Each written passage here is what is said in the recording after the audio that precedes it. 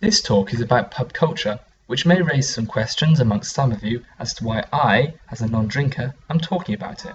But there's plenty to be understood by this phenomena even if you are a non-drinker. The idea of rounds of drinks started in the UK and Ireland during the early 20th century. From there it spread to the former Dominions, Canada, Australia and New Zealand. In these last two, it's now known as shouting. Oddly enough, the idea has never really caught on in the US, although there are some pubs and restaurants that use it. The concept is very simple. A group of 4 friends go to the pub. The first one to arrive, or the one hosting the event, will buy a drink for himself and everyone in the group. When people have finished drinking, the second person will do the same, and so on and so on.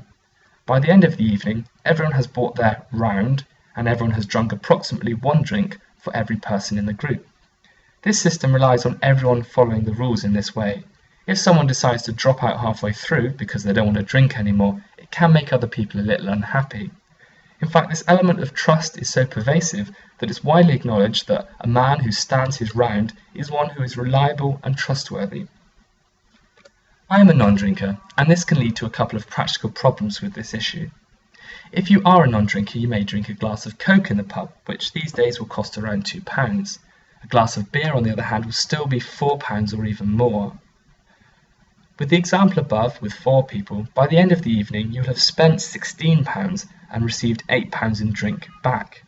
Some people may view this as a little unfair, but this problem is magnified by the number of people who are there.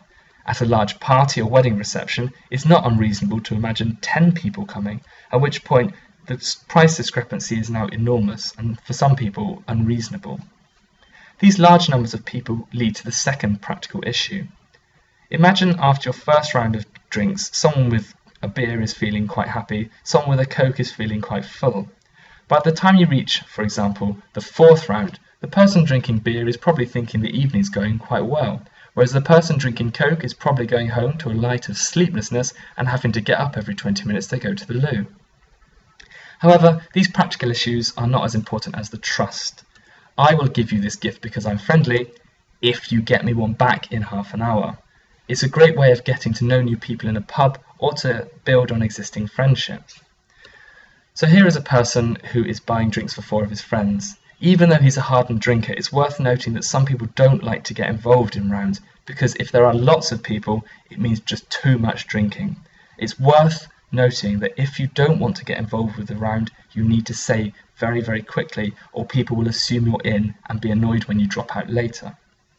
So yeah, don't drop out halfway through, and if you do come to join in a round late, don't ask whose round it is. There's only one thing you can really say, which is, so, what's everyone having? For those not particularly up to date on British culture, there are a few do's and don'ts for pubs anyway in general. Saying please, thank you and sorry are really important, even if someone knocks your drink over or bumps into you. Go and get your own drinks from the bar instead of expecting people to serve you, and take your glasses back at the end to help out. Don't bang your glasses or shout to get attention, and don't tip. Some restaurants and bars like this, but a lot of people in pubs think it's quite rude to tip. So, thank you for listening to my talk. I hope it's helped you understand pub culture a little bit. If you have any feedback, positive or negative, it's all gratefully received, and happy learning.